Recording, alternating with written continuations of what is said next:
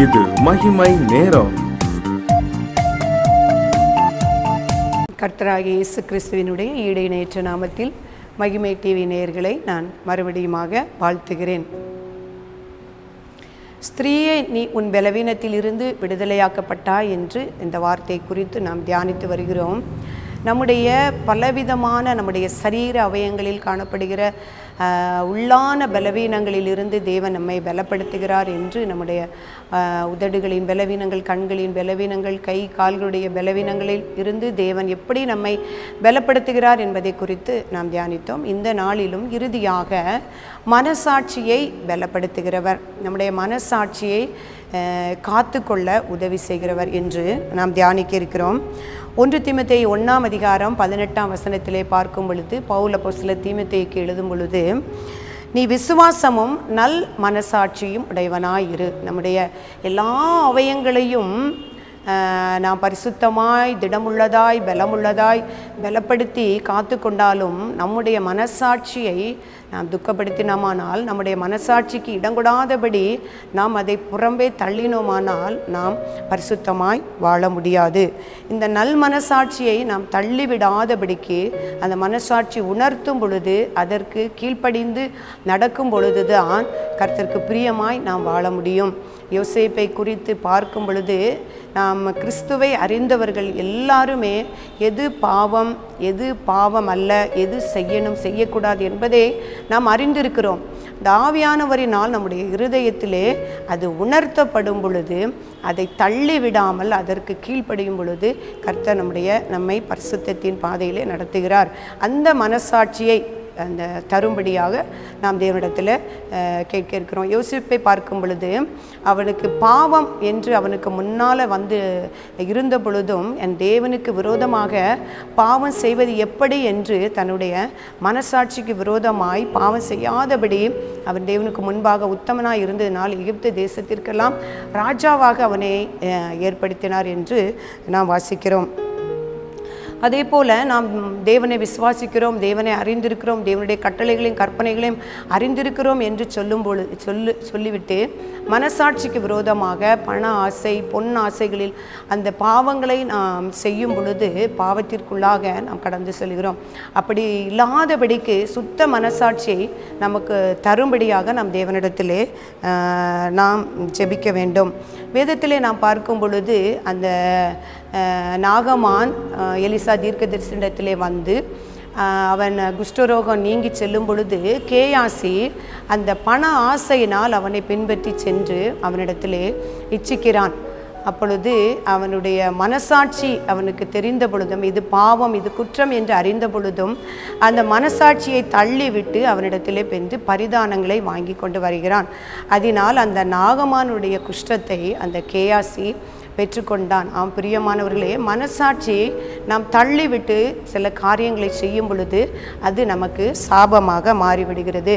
அதே போல் அப்போஸ்தலருடைய நாட்களிலும் அனனியா சப்பீராள் என்ற இருவரை குறித்து நாம் வேதத்திலே பார்க்கிறோம். எல்லாரும் ஒருமனப்பட்டு அந்த பேதுருவினுடைய பாதத்திலே தங்களுடைய காணியாட்சிகளை விற்று கொண்டு வைக்கும் பொழுது, இந்த அனனியா சப்பீராள் 2 பேரும் அந்த தேவனுக்கு விரோதமாக, பரிசுத்தாவியானவருக்கு விரோதமாக அந்த காணிக்கைகளிலே, அந்த விற்ற பணத்திலே சிலவற்றை எடுத்து தன்னுடைய மனசாட்சியை தள்ளிவிட்டு வைத்ததின் நிமித்தம் அந்த இடத்திலே அவர்கள் ஜீவனை விட்டார்கள் என்று நாம் வாசிக்கிறோம். பிரியமானவர்களே, நாம் நம்முடைய வேலை ஸ்தலங்களிலும் நம்முடைய குடும்ப காரியங்களிலும் நம்முடைய மனசாட்சி உணர்த்தப்படும் பொழுது தேவனுக்கு பிரியமில்லாத காரியங்களை மனதார செய்ய துணியவே கூடாது. அதே போல் யூதாஸ் காரியத்தை பார்க்கும் பொழுது, அந்த பண ஆசை நிமித்தம் அந்த 30 வெள்ளி காசுக்காக கிறிஸ்துவை காட்டி கொடுத்து மனசாட்சியை இழந்து அந்த ஒரு பரிதாபமான சூழ்நிலைக்கு யூதாஸ் காரியத்து தள்ளப்பட்டான் என்று பார்க்கிறோம்.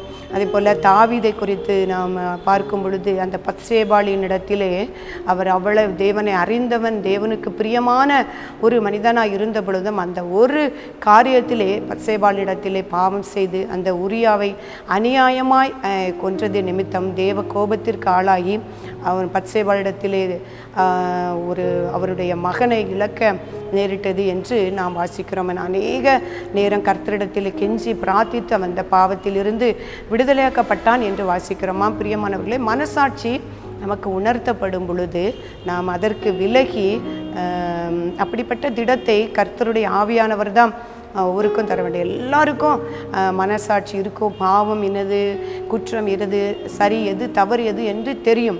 ஆனால் அந்த மனசாட்சி சொல்லப்படும் பொழுது, உணர்த்தப்படும் பொழுது, அந்த மனசாட்சியை நாம் தள்ளி வைக்காதபடி ஆவியானவர் உணர்த்தும் பொழுது நாம் செவி கொடுத்து வாழும் பொழுது கர்த்தர் நம்மை வழி நடத்துவார். அந்த மனசாட்சியை எப்படி சுத்திகரிப்பது என்றால், எபிரேயர் 9:14 நித்திய ஆவியினாலே தம்மைத்தாமே பழுதற்ற பலியாக தேவனுக்கு ஒப்பு கொடுத்த கிறிஸ்துவினுடைய இரத்தம் நம்மை ஜீவனுள்ள தேவனுக்கு ஊழியம் செய்வதற்கு உங்கள் மனசாட்சியை செத்த கிரியைகளற சுத்திகரிப்பது எவ்வளவு நிச்சயம் என்று சொல்லப்பட்டிருக்கிறது. பிரியமானவர்களே, கிறிஸ்துவினுடைய இரத்தம் நம்முடைய மனசாட்சியை செத்த கிரியைகளற உயிர்ப்பித்து நம்முடைய மனசாட்சியை தள்ளிவிடாதபடி பாவியானவர் உணர்த்தும் பொழுது அதன்படி நடக்க நம்மை பலப்படுத்துகிறார். நம்முடைய எல்லா அவயங்களில் உள்ள பலவீனங்களிலும் மெய்யானது அந்த மனசாட்சி. அந்த மனசாட்சியை நம்ம தள்ளிவிட்டு செய்யாதபடிக்கு பரிசுத்த ஆவியானவருடைய உள்ளத்திலே உணர்த்தும் பொழுது பார்க்க வேண்டாம் என்ற காரியங்களை பார்க்காதபடி, கைகளினால் செய்ய வேண்டாம் என்று காரியங்களை செய்யாதபடி, இந்த இடத்திற்கு செல்ல வேண்டாம் என்று உணர்த்தும் பொழுது நாம் செல்லாதபடி, இவைகளை கேட்க வேண்டாம் என்று சொல்லும் பொழுது நாம் கேட்காதபடி அதற்கு இடம் கொடுத்து நாம் சொல்லும் பொழுது நம்முடைய ஒவ்வொரு அவயங்களையும் தேவன் பலப்படுத்தி அவருக்கு ஏற்ற விதமாய் நம்மை நடத்துவார், பலப்படுத்துவார் என்பதில் நிச்சயமாக நான் சொல்ல முடியும். போல அந்த 18 வருடம் கூனியாக இருந்த ஒரு ஸ்திரீக்கு தேவன், நீ உன் பலவீனத்திலிருந்து விடுதலையாக்கப்பட்டாய் என்று சொன்ன வார்த்தையின்படி நம்முடைய உள்ளான பலவீனங்கள், நம்முடைய சரீர அவயங்களில் காணப்படுகிற எல்லா பலவீனங்களிலும் இருந்து தேவன் நம்மை நீக்கி நம்மை பலப்படுத்தி பலத்தோடு நம்மை வழி நடத்துவார். அப்படிப்பட்ட கிருபையை தேவன் தரும்படியாக நாம் ஜெபிப்போம். இரக்கம் கிருபை நிறைந்த எங்கள் அன்புள்ள ஆண்டவரே, இந்த நாளில் தியானத்திற்காக உமக்கு நன்றி செலுத்துகிறோம். நாங்கள் தியானித்தபடி எங்களுடைய மனசாட்சியை கர்த்தர் நாங்கள் பரிசுத்தமாய் உமக்கு உகந்ததாய் அப்பா நாங்கள் மாற்றி பலப்பட தேவரீர் உதவி செய்யுங்க. நீங்கள் ஆவியானவர் எங்களுக்கு உணர்த்தும் பொழுது அதை நாங்கள் உணர்ந்து அதற்கு கீழ்ப்படிந்து நடக்க கிருபையை தேவரீர் தரும்படியாக ஜெபிக்கிறேன். ஒருவன் எதை இழந்தாலும் தன் ஆத்துமாவை இழந்தாலும் அவனுக்கு லாபம் என்ன என்று சொன்னது போல அப்பா எங்களுடைய மனசாட்சியை நாங்கள் சுத்தமுள்ளதாய் பழுதர காத்துக்கொள்ள கர்த்தருடைய இரத்தத்தினால் எங்களை கழுவி சுத்திகரித்து எங்கள் ஒவ்வொரு அவயங்களையும் பரிசுத்தப்படுத்தி பலப்படுத்தி பலனுள்ளதாக பயனுள்ளதாக தேவரே நீர் மாற்றும்படியாய் ஜெபிக்கிறோம். எங்களுடைய இருதயத்தினால், எங்கள் கரங்களினாலும், எங்கள் கால்களினாலும் கர்த்தாவை உமக்கு பிரியமானதை செய்யவும், ஓடவும், சிந்திக்கவும், எங்கள் கண்களினாலும் உமக்கு பிரியமானதை பார்க்கவும், எங்கள் காதுகளினாலும் கேட்கவும் கர்த்தர் உமக்கு செவி கொடுக்கவும் கர்த்தர் உதவி செய்யும்படியாய் ஜெபிக்கிறோம். அப்பா உடைய வார்த்தைகளுக்காக உமக்கு நன்றி செலுத்துகிறோம். ஆவியானவர் தாமே கேட்கிற ஒவ்வொருடைய உள்ளத்திலும் நீர் கிரியை செய்யும்படியாய் ஜெபிக்கிறேன். உடைய வார்த்தைகள் ஒன்றும் வீணாய் போகாதபடி கேட்கிற உள்ளத்தில் பிரயோஜனமாய் ஆண்டவரே அவைகள் 100, 60, 30 பலன் கொடுக்கும்படியாய் நான் ஜெபிக்கிறோம். அப்பா என்னை முற்றிலும் அடியனை தாழ்த்துகிறேன், ஒப்பு கொடுக்கிறேன். கிரியை செய்யும் கிறிஸ்து இயேசுவுக்குள் ஜெபிக்கிறோம் நல்ல பிதாவே.